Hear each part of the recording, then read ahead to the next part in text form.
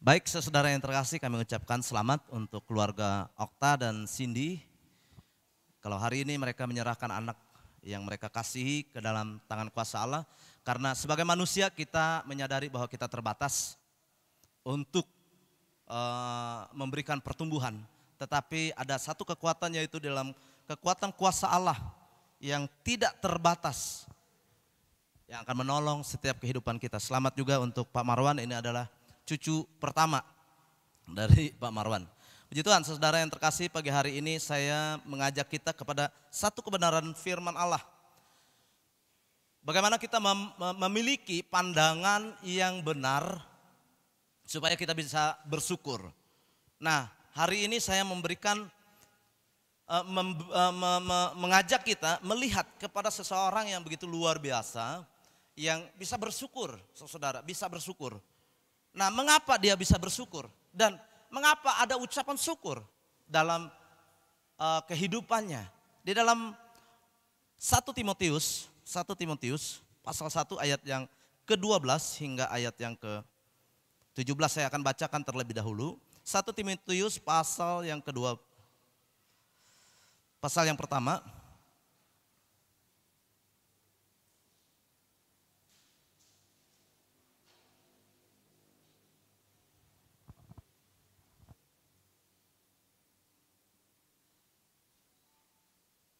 Ya, maaf, pasal yang ke-12 dan selanjutnya.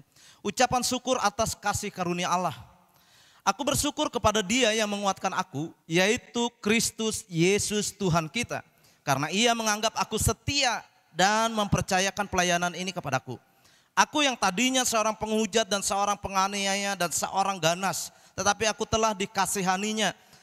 Karena semuanya itu telah kulakukan tanpa pengetahuan, yaitu di luar iman. Maka malah kasih karunia Tuhan kita itu telah dikaruniakan dengan limpahnya kepadaku dengan iman dan kasih dalam Kristus Yesus.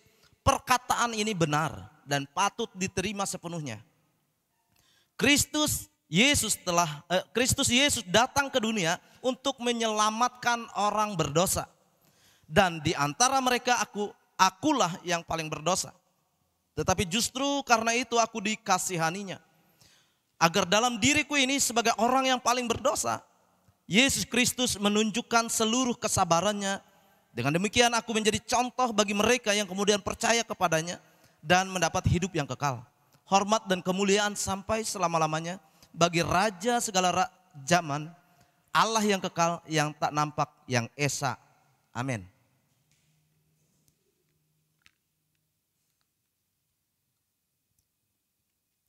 Bapak Ibu yang dikasihi oleh Tuhan, Rasul Paulus menulis surat kepada Timotius. Timotius adalah anak rohaninya daripada Rasul Paulus. Rasul Paulus menuliskan surat ini di penjara.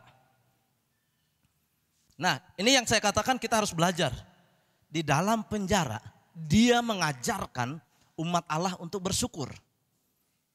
Jadi di sini mengarahkan kita kepada satu pemahaman adalah apapun situasi, apapun kondisi dalam kehidupan orang percaya, tetap mengucap syukur. Amin. Itu yang pertama, saudara, yang kita pelajari dari ini. Karena Rasul Paulus mengalami situasi yang bukan situasi yang nyaman ketika dia mengajarkan untuk mengucap syukur. Nah, mengapa ucapan syukur itu bisa berlangsung? Karena di bagian lain firman Allah katakan bersyukurlah senantiasa. Jadi bersyukur terus menerus.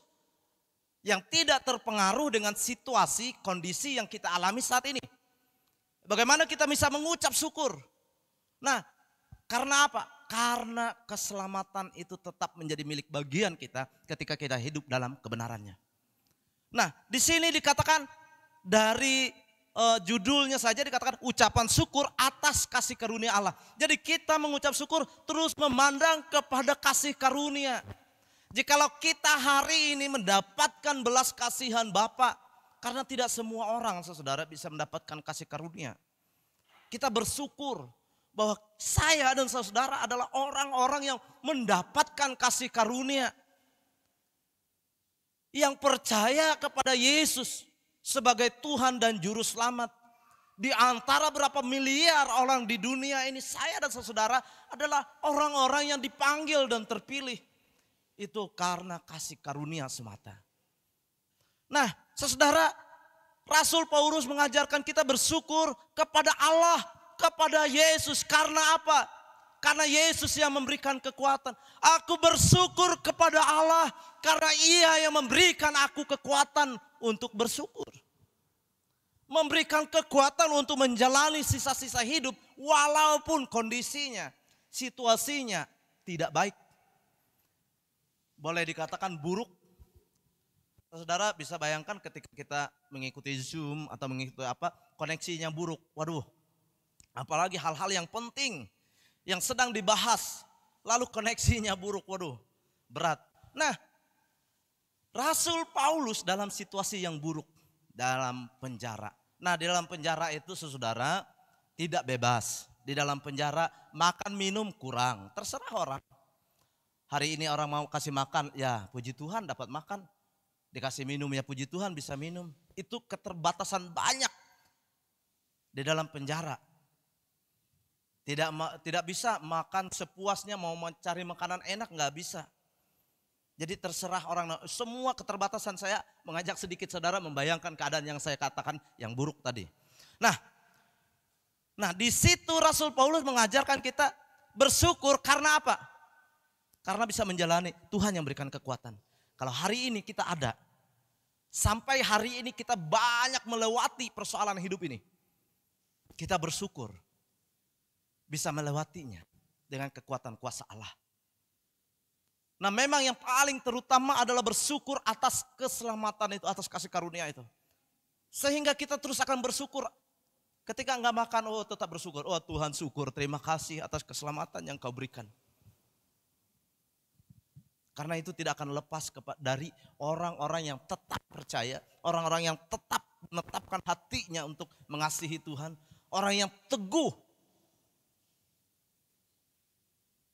kuat, kokoh dalam pendirian iman. Tidak akan pernah terlepas keselamatan itu baginya.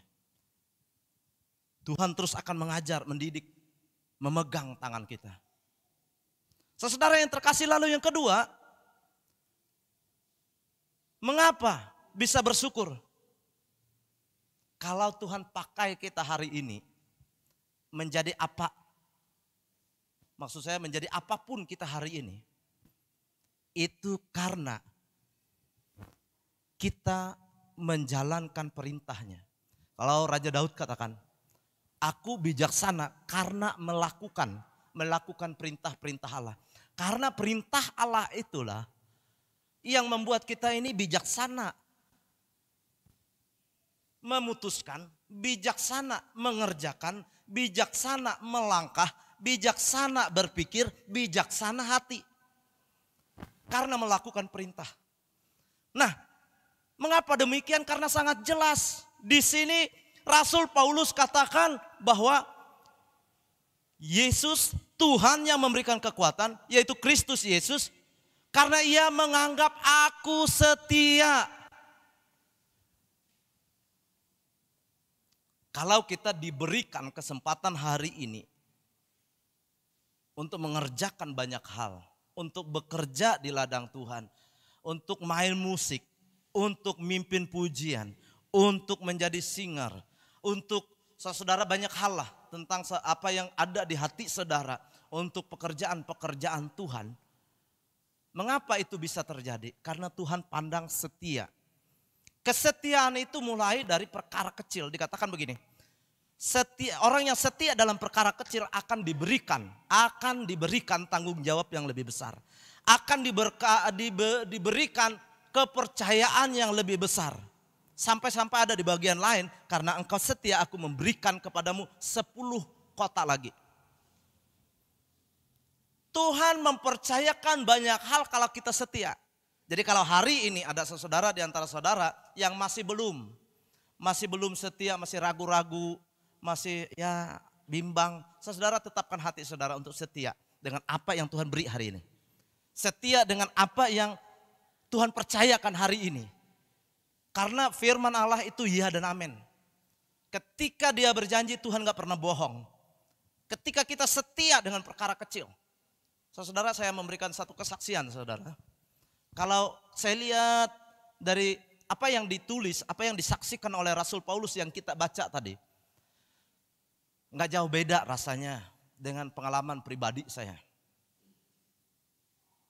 Sebagai orang Kristen tetapi tidak mengenal Allah. Tidak memiliki pengetahuan yang benar akan Tuhan. Kristen, ya.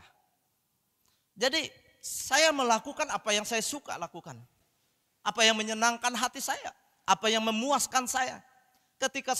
Ketika minum, mabuk, judi, itu rasa hati saya puas, ya saya lakukan. Kalau itu mukul orang, bunuh orang, kalau saya puas saya lakukan. Saya pikir saya tetap Kristen. Dan saya katakan Yesus adalah Tuhan saya. Tapi atas dasar pikiran, perbuatan, tingkah laku hati saya ternyata jauh. Nah, itu dikatakan Rasul Paulus begini. Semuanya itu telah kulakukan tanpa pengetahuan, yaitu di luar iman. Ternyata apa yang dilakukan dulu benar-benar enggak benar. Betul-betul enggak benar. Karena itu di luar kebenaran. Saya pikir saya Kristen benar. Ternyata di luar kebenaran. Ternyata di luar iman orang Kristen yang sesungguhnya. Jadi enggak ada pembenaran di dalam kehidupan lama yang saya lakukan. Nah, ketika Rasul Paulus menjelaskan, iya. Tetapi puji Tuhan, karena kasih karunia-Nya yang menyelamatkan itu, termasuk saya diselamatkan mendapatkan belas kasihan Bapa. Dan kalau saya melihat saudara, semuanya itu terjadi bukan secara tiba-tiba. Tetapi ada rentetan-rentetan, ada orang-orang yang di dalamnya yang memiliki kerinduan, yang memiliki pengharapan, yang berdoa atas kehidupan saya secara pribadi. Mulai dari nenek kakek saya, orang tua saya. Mereka dengan setia. Kalau waktu itu saya bisa bayangkan begini. Kalau waktu itu saya sudah tidak mau. Kalau waktu itu saya tidak dipaksa oleh ibu saya. Mungkin hari ini belum jadi seperti sekarang. Saya katakan, saya nggak mau, itu kalian aja. Saya juga nggak melarang kalian, terserah. Mau ikut persekutuan doa, mau dibaptis, mau apa. Lalu dengan cara halus ibu saya maksa. Ya kalau gitu kami juga enggak, kalau kalian juga enggak mau. Saya pingin kita sama-sama. Karena saya menghargai. Jadi akhirnya ya udah. Apa sih artinya dibaptis? Saya pikir begitu. Tapi saudara, disitulah tuntunan Allah. Cara Tuhan yang ajaib. Dari sana langkah demi langkah untuk mengenal Allah. Mendapatkan pengetahuan yang benar akan Allah. Mulai menyelidiki, kok hati saya ini, pikiran saya mulai penasaran. Apa sih kebenaran? Karena sering saudara ditunjuk untuk ikut jadi panitia. Padahal saya sebenarnya nggak mau. Waktu itu mereka Pak Aryanson, Pak Karyono, Pak Marwan. Waktu itu sering dalam kegiatan-kegiatan saya ditunjuk ikut itu. Nah dari situ saya juga mendengar firman Allah dari para hamba-hamba Tuhan yang mengadakan KKR dan apa-apa. Karena waktu itu saya paling sering di perlengkapan. Jadi nyusun kursi, saudara, dari awal menyediakan segala sesuatu dalam ruangan. Ngangkut alat musik, menyusun alat musik, operator LCD dan lain sebagainya, itu kerjaan saya. Jadi dari awal saya yang ada di situ untuk menyusun, menata segala kursi dan lain sebagainya. Pulang saudara, orang sudah pulang, saya belum pulang. Bisa jam 10 atau jam 11 malam. Tapi dengan setia, bayangkan saudara panitia, apalagi panitia inti, itu sudah makan-makan saudara dengan tamu dan lain sebagainya. Kami masih kerja untuk nyusun kursi, mengembalikan dan lain sebagainya. Tapi setia dengan hal itu. Untuk terus bekerja. Mengerjakan pekerjaan-pekerjaan Tuhan, dan saya nggak pernah membayangkan, memikirkan saya jadi gembala, saya menjadi pengkhotbah hari ini. Karena itu tidak mungkin, waktu itu jelas tidak mungkin. Karena pikiran saya adalah saya orang berdosa. Saya orang yang berlumuran darah, tidak akan mungkin. Apa yang saya mau ngomong tentang firman, nggak ngerti tentang firman. Nggak tahu. Saya sering menangis saudara ketika saya membayangkan keadaan itu. Rasanya seperti tiba-tiba Tuhan ubahkan itu semua. Kalau hari-hari ini saya paling suka adalah merenungkan sebuah kehidupan tentang fakta kebenaran itu. Bagaimana kebenaran itu turun dari sorga. Pewahyuan itu turun dari sorga. Supaya kita memahami jalan hidup di dunia ini. Supaya manusia itu hidupnya damai. Hidupnya tenang, tentram. Itu yang diajarkan. Wow. Saya tidak pernah itu di luar. Dulu saya nangis. Ketika saya menyadari akan kehidupan itu. Kehidupan tanpa kasih karunia. Kasih karunia itu sudah diberitakan. Supaya kita hidup dalam kasih karunia. Keselamatan itu sudah diberitakan. Sejak Yesus lahir. Itu adalah hal yang luar biasa. Betapa kita tidak mengucap syukur. Disitulah saya merenungkan. Terlalu bodoh saya tidak mengucap syukur hari ini. Jikalau hidup saya dulu menuju maut, menuju neraka. Kalau hari ini Tuhan membukakan jalan untuk saya hidup dalam kebenaran. Di situ saja saudara kita nggak bisa ngebayang tentang sebuah kehidupan yang kita jalani ini. Kalau kita tidak bersyukur kepada Allah. Raja Daud katakan begini, walaupun hatiku hancur, dagingku habis lenyap, Tuhan tetaplah Tuhanku. Itu adalah ucapan syukur yang tidak terhingga kepada Allah. Apapun keadaanku hari ini, mau sengsara, aniaya, aku tetap bersyukur karena keselamatan itu. Bukan atas makananku yang enak, bukan atas kehidupanku yang enak, bukan. Tapi atas keselamatan yang Tuhan beri. Disitulah cara pandangnya Rasul Paulus menuliskan surat ini. Bukan atas dasar keadaannya waktu itu dia mengucap syukur, bukan. Tapi atas dasar keselamatan. Atas dasar kasih karunia Allah itu. Kalau kita menyadari hidup yang sementara ini, kita bagaimana menjalaninya dengan setia kepada Allah. Setia dalam perkara yang kecil Tuhan akan tambahkan saudara. Akan tambahkan. Akan berikan. Sering kalau manusia itu sering kepada anak-anaknya mungkin begini. Bagaimana mungkin kita mempercayakan lebih besar kepada anak ini. Yang ini aja dia nggak bisa selesaikan, nggak ada tanggung jawab. Kalau kita lebih besar, lebih rugi lagi. Kalau kasih tanggung jawab yang lebih besar. Tapi ketika kita melihat, wah dia ini diberikan tanggung jawab, bisa mengerjakannya. Artinya kalau ditambahkan itu tanggung jawabnya bisa diselesaikan. Saudara, semua kita tidak akan mau memberikan sebuah pekerjaan yang kira-kira itu akan terlantar, itu akan merugikan dan lain sebagainya. Kita manusia saja bisa berpikir seperti itu. Kenapa Allah memberikan kepada orang-orang yang setia perkara-perkara yang lebih besar? Saudara, saya pasti di antara saudara di tempat ini, apalagi keluarga besar saya, orang tua, om tante saya, pasti juga akan membayangkan manusia yang model seperti ini. Yang tidak jelas jalan kehidupannya. Kemarin ada satu teman saya, kami ada ngumpul-ngumpul di samping panggung seperti itu. Lalu dia datangi kami. Sampai dia lihat muka saya, dia geleng-geleng kepala begini. Nggak nyangka saya katanya. Lalu dia ngomong dengan Pak Marwan, mak katanya, ini preman insaf. Kapan kami ini? Lalu Pak Marwan bilang, kalian juga bisa. Saya hanya terdiam saudara. Dalam hal itu saya senang. Pujian bagi Allah. Karena yang mengubahkan hidup saya bukan saya. Tapi Allah. Firman-Nya. Jikalau orang sudah memandang begitu, saya merasa bangga dengan Tuhan. Artinya hidup saya sudah dilihat orang. Ada perubahan. Kalau orang katakan hidup saya sama seperti dulu, itu menyedihkan buat saya. Mengapa? Berarti saya nggak berubah dengan firman. Jadi saudara-saudara, masa lalu tidak mempengaruhi apa yang Tuhan percayakan di depan. Ketika kita sudah memutuskan untuk ikut jalan Tuhan, itu semua berubah.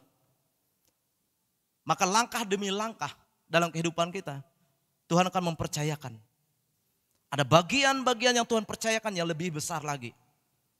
Ketika kita setia, ingat kata kuncinya setia. Bukan karena orang, saudara. Kalau karena orang, saudara akan terpengaruh. Saya menjalaninya banyak sekali. Kalau kata orang, saudara-saudara, saya tidak akan mungkin hari ini menjadi seorang hamba Tuhan, menjadi seorang gembala. Apalagi menjadi ketua badan pengurus daerah GSJ 1 Kalteng. Yang mengurusi ada 77 gereja dengan 140 pendeta dengan kurang lebih 5.000 lebih jemaat. Dengan berbagai macam persoalan, itu tidak akan mungkin. Tapi ketika Tuhan yang mempercayakan, karena itu kepercayaan dari Allah. Jadi oleh sebab itu semua harus berpikiran setia dalam pekerjaan Tuhan. Segala sesuatu yang kamu lakukan, lakukanlah seperti untuk Tuhan. Jangan berpikir, wah ini kerjaan sekuler. Ini kerjaan kantor. Ini kerjaan ini gak ada hubungan dengan, enggak. Segala sesuatu yang kamu perbuat, perbuatlah seperti untuk Tuhan. Tuhan lihat seluruh kehidupan kita. Dia mau kita benar setia di hadapan Dia. Ketika kesetiaanmu itu bertambah, maka kau akan bertambah-tambah dipercayakan. Kalau sekarang Tuhan mempercayakan engkau untuk mengerjakan bagian kecil. Mungkin sekarang cuman toko kelontong. Tapi kalau Tuhan mempercayakan 10 kota, saudara bisa bayangkan. Engkau bisa membuka 10 rumah makan di kota-kota. Nah itu maksudnya saudara. Tapi kalau engkau enggak setia dengan yang ini aja bangkrut. Enggak dengan hikmat Allah. Bagaimana mungkin yang lebih besar? Itu salah satu contoh. Ketika engkau memiliki hari ini jabatan, mungkin engkau pikir, wah jabatan kecil ngapain? Kalau bisa ditendang aja, enggak ada gunanya. Enggak, Tuhan mau engkau setia dengan itu. Supaya engkau belajar dari situ untuk memegang yang lebih besar.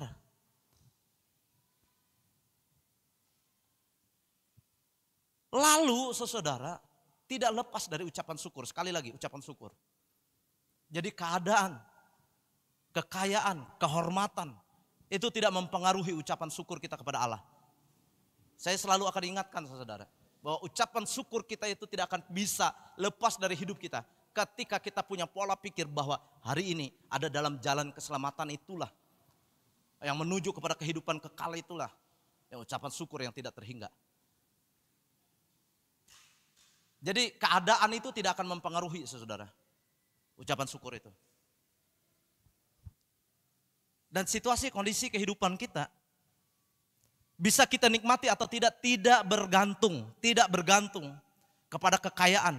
Tidak bergantung kepada harta benda dan lain sebagainya, tidak. Tetapi bergantung di hati. Makanya firman Allah, jagalah hatimu dengan segala kewaspadaan. Karena disitulah terpancar kehidupan. Saya berikan contoh, saya pastikan demikian saudara. Ada banyak. Yang kami doakan juga banyak. Orang gak bisa tidur. Bukan karena gak ada nasi, bukan.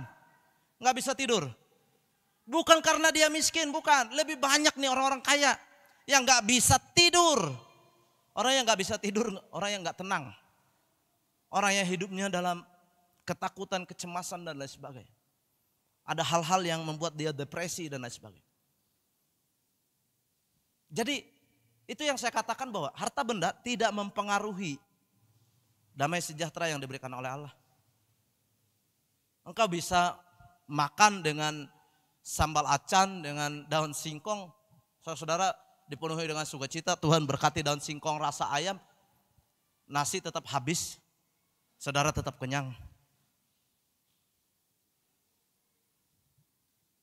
Jadi saudara hari ini, ucapan syukur itu sangat penting. Dan ucapan syukur itu memiliki kuasa yang sangat besar. Saya nggak sempat jelaskan itu saudara. Ada berapa kali ucapan syukur itu memiliki kuasa yang besar. Ketika Tuhan Yesus mengucap syukur atas 5 roti dan 2 ikan. Bisa memberi makan 5.000 orang laki-laki. Tidak termasuk perempuan dan anak-anak dikatakan di sana. Artinya banyak, lebih dari 5.000. Ketika Tuhan Yesus mengucap syukur, orang yang mati 4 hari, Lazarus, bangkit hidup. Kuasa ucapan syukur itu besar. Jadi jangan pernah meremehkan ucapan syukur kepada Allah. Oleh sebab itu milikilah pola pikir yang benar untuk mengucap syukur. Jangan dipengaruhi oleh situasi. Karena hari ini makanannya pundang lalu enggak bersyukur. Itu salah. Ucapan syukur itu karena kasih karunia Allah. Itu yang membuat kita senantiasa mengucap syukur. Berterima kasih kepada Tuhan. Lalu ucapan syukur tidak dipengaruhi oleh masa lalu.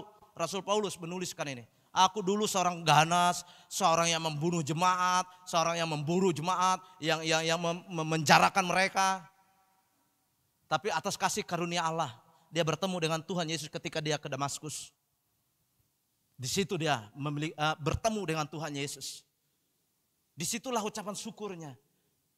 Dia mendapatkan kasih karunia Allah. Lalu keadaan selanjutnya saudara, bukannya enak yang dialami oleh Rasul Paulus. Rasul Paulus itu orangnya sudah enak saudara, dia menjadi seorang kepala sebuah pasukan. Yang namanya waktu itu kepala itu luar biasa. Dengan semua pendapatan dan kehidupan yang sudah memiliki fasilitas yang cukup, yang lengkap untuk dia. Tapi ketika dia mengikut Yesus dia diburu juga. Sampai dia dipenjara. Tapi lihat kesetiaannya. Karena pandangannya atas kasih karunia Allah. Jadi hari ini saudara dalam pekerjaan Tuhan pun sama. Kita memandang kepada Tuhan, aku mau setia nih kepada Tuhan. Aku diberikan kesempatan untuk melakukan pekerjaan kecil sepertinya. Tapi aku mau setia nih untuk melakukannya. Untuk mengerjakannya. Untuk melayani Allah. Saudara sampai hari ini saya tetap saudara. Itu pun kalau ada waktu. Untuk tetap seperti yang dulu. Saya tetap nyusun kursi, bisa ditanya dengan staf-staf yang ada di tempat. Selesai ibadah saya tetap nyusun kursi saudara. Kalau saya ada waktunya, kecuali kalau ada jemaat yang mau konseling dan lain sebagainya, ada tamu. Sore Sabtu dalam latihan pun saya ikut nyusun kursi di sini. Karena saya tidak pernah berpikir saya ada di mana. Saya berpikir saya melayani Allah sampai hari ini. Tapi di tengah-tengah kegiatan itu saya juga harus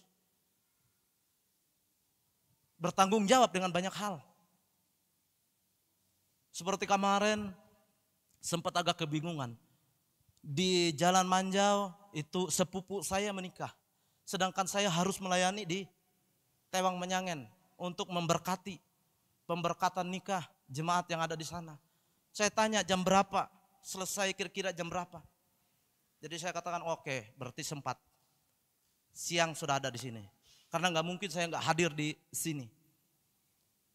Pagi-pagi sambil ngurus anak sekolah dan lain sebagainya. Saya bilang kita harus jam 6:30 sudah berangkat. Karena acara ibadah di sana. Lalu saudara, oke, nggak sempat nyiapkan makanan. Jadi saya bilang dengan Ibu Gembala, kita beli aja. Lalu beli kapan makan? Jadi makannya waktu sambil nyetir. Jadi Ibu Gembala sambil nyuapin, hati-hati takut jatuh nasinya atau apa di baju nanti kotor. Jadi itu saudara. Kita harus setia melayani. Tapi kalau kita, waduh ini merepotkan. Ini menyulitkan saya. Ngapain? Tapi ketika kita mau setia untuk melayani Allah. Dalam keadaan seperti itu kita tetap bisa menjalaninya. Supaya nama Tuhan dipermuliakan. Karena keinginan kita untuk melakukan segala sesuatunya untuk kemuliaan Tuhan. Disitulah ketika kita bekerja untuk Tuhan. Disitulah bukti bahwa kita benar mengucap syukur. Jadi mengucap syukur bukan hanya dari mulut, bibir, lidah kita. Tapi mengucap syukur juga dengan perbuatan. Dengan tindakan. Dengan apa yang kau lakukan. Itu membuktikan ucapan syukur. Sama dengan orang katakan begini. Tentang sakit hati. Oh enggak, saya enggak sakit hati dengan dia. Tapi tindakannya menunjukkan dia sakit hati. Nah itu kan nggak benar. Mulutnya aja dia bilang, enggak saya nggak sakit hati, enggak. Tapi tindakannya menunjukkan sakit hati. Jadi saudara, kita harus laras, mulut kita berbicara enggak sakit hati, tindakan perbuatan kita juga menunjukkan bahwa kita enggak sakit hati. Saudara akan tenang hidup. Tuhan menyuruh itu saudara supaya kita ini tenang hidup. Supaya kita ini damai, sejahtera dalam kehidupan kita. Jadi seperti itu. Mari kita membangun kehidupan yang mengucap syukur kepada Allah.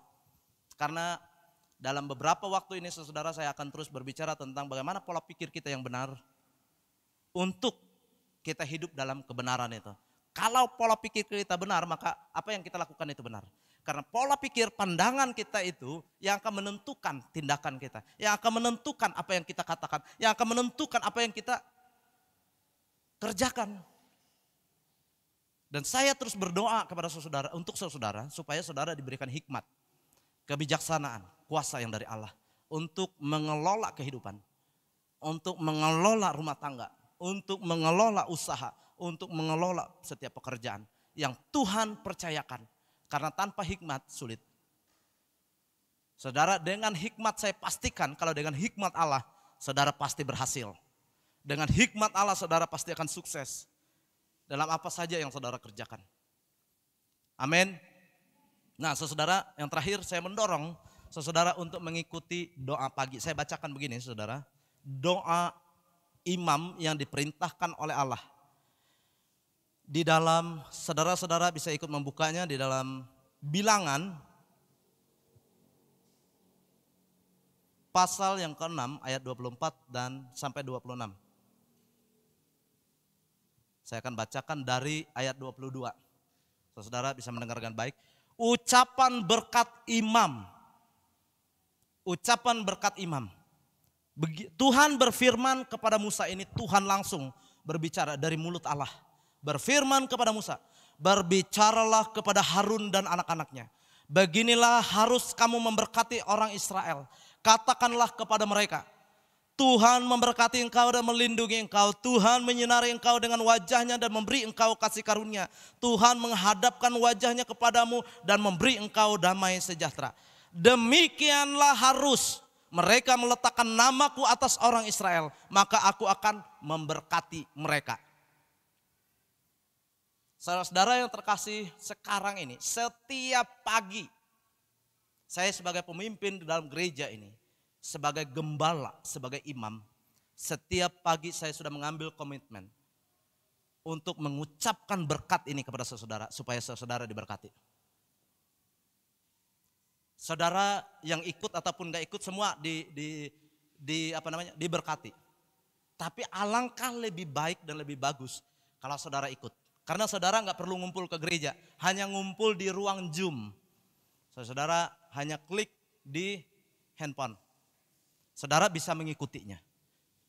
Dan saudara akan mendapatkan langsung berkat imam. Setiap pagi. Kalau saya mau jelaskan, ada banyak firman Tuhan katakan. Selalu baru rahmat Tuhan tiap pagi. Jadi dari pagi saudara sudah akan mendapatkan berkat Allah. Mengapa? Karena di bagian lain di Mazmur katakan, di hadapan Allah ada sukacita. Ketika kita menghadap Allah, kita akan mendapatkan sukacita. Di tangan kanannya ada nikmat senantiasa. Sehingga hari itu kita akan diberikan nikmat. Menikmati kehidupan. Menikmati makan minum. Menikmati kesenangan dengan Allah. Setiap hari Allah sediakan kendaraan kemenangan. Supaya kita menang dari masalah. Menang dari persoalan. Kita bisa melangkahi segala macam bahaya. Ada kekuatan kuasa Allah yang diberikan. Lalu saudara, iman timbul dari mana? Dari pendengaran. Pendengaran akan firman Allah. Pagi-pagi. Jangan dengarkan apa-apa dulu. Jangan mendengarkan masalah, persoalan, segala macam hiruk pikuk dalam usaha pekerjaan. Dengarkan firman Tuhan lebih dulu. Karena di situ timbul iman. Sehingga melewati itu, saudara akan melewati hari itu dengan kekuatan, dengan kuasa Allah. Puji nama Tuhan, Tuhan Yesus memberkati kita. Saya undang semuanya bangkit berdiri. Saudara, kita akan berdoa untuk kebenaran firman Allah yang sudah kita dengarkan pada pagi hari ini. Bapa di sorga, di dalam nama Yesus, kami bersyukur untuk firman-Mu hari ini. Tuhan, kuatkan kami terus untuk kami mengucap syukur kepada Allah. Supaya kami tidak melihat situasi kondisi yang ada untuk mengucap syukur. Tetapi kami melihat perbuatan Allah yang ajaib. Yang telah memanggil kami dari gelap kepada terang. Yang menuntun kami kepada kehidupan. Yang memberikan kami jalan kebenaran. Kami boleh bersyukur atas kasih karunia-Mu. Kami bersyukur untuk keselamatan yang Kau sediakan bagi kami. Terima kasih ya Tuhan untuk pengampunan-Mu. Terima kasih untuk pembenaran-Mu. Sehingga kami boleh berjalan dalam jalan kebenaran-Mu. Terima kasih Tuhan, Engkau yang melayakkan kami. Engkau yang perdamaikan kami dengan Bapa. Hingga saat ini kami boleh masuk ke dalam ruang Maha Kudus-Mu. Untuk menikmati hadirat-Mu. Kami boleh memuji, menyembah Engkau di hadapan-Mu. Dan kami boleh merasakan dan menikmati sukacita di hadapan-Mu ya Allah. Terima kasih, Engkau yang perdamaikan kami dengan Bapa. Kuasa darah-Mu yang menyucikan, menguduskan kami. Hingga kami layak untuk memanggil Allah. Untuk memanggil ya Aba, ya Bapa. Kami layak sujud di hadapan-Mu. Dilayakkan oleh Engkau sendiri Tuhan. Terima kasih. Sungguh ucapan syukur yang tidak terhingga dari hidup kami. Ketika kami mendapatkan kasih karunia-Mu. Ketika kami mendapatkan belas kasihan-Mu Bapa. Haleluya. Oh kiarala papa, oh glory sikrala kiarala pora la la la la sakrala papa. Kiarala la la. Kiarala pora la la la sikrala papa papa.